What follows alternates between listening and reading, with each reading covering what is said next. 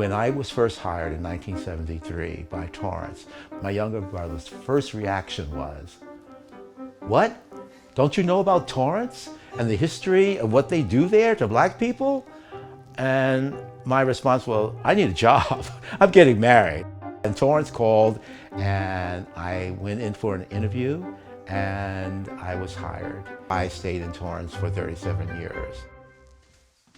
I have a collection of pictures and annuals, so let me show you one of the pictures.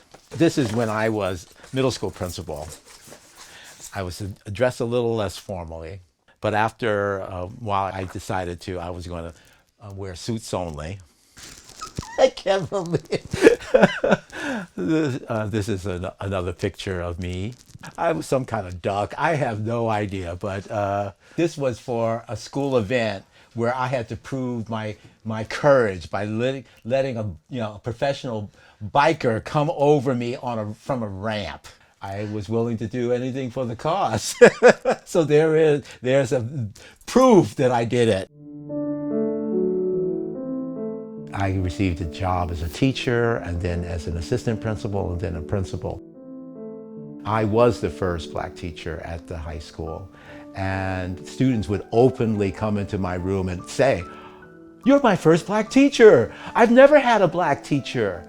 And it spoke to, for me, the importance of my being there as a representative of not so much blackness, but that I represent an identity that can be perceived that have value. When I first read the article in the LA Times, I read it with interest and a lack of surprise. It raised the question, is this about bad apples in the police department? Or is this more pervasive and it reflects a culture that allows police officers to brazenly share emails and make racist jokes without any fear of negative consequence? And that it was done so openly speaks to the possibility that this is a systemic issue and not just a reflection of individual bigotry. I wrote to the LA Times because as a longtime employee of the Torrance Unified School District, I felt compelled to defend Torrance and the Torrance police, but yet speak to the reality of a history that still resonates within the community. Torrance is in what is called the South Bay. It is one of the beach communities that exists along the coast. And Torrance, at one point, was a part of the city of LA. But in the late 1940s, the residences wanted to have a separate community, separate town, separate school district.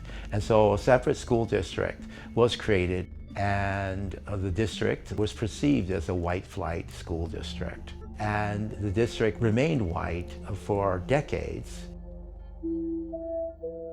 When I was in Torrance as a teacher, for example, I was shocked to discover at the high school that they had Slave Day.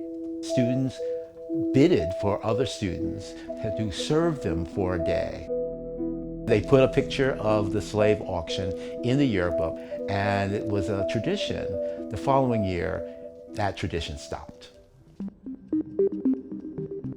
I rarely encountered racial instances in my time in Torrance, but I still do remember times when I drove down Torrance Boulevard seeing non-white men sitting on the curb, and I wondered when it would happen to me. I was not stopped when I was a teacher, but 2 times I was stopped when I was a principal, and I immediately identified myself as a principal in the school district. And that seemed to be the open door to cordiality and allowing me to go on my way. But it reminded me that at any time I could be stopped because of the color of my skin. Why in 2021 does such racism persist? Echoing James Baldwin, I wonder, why do some people need to hate others?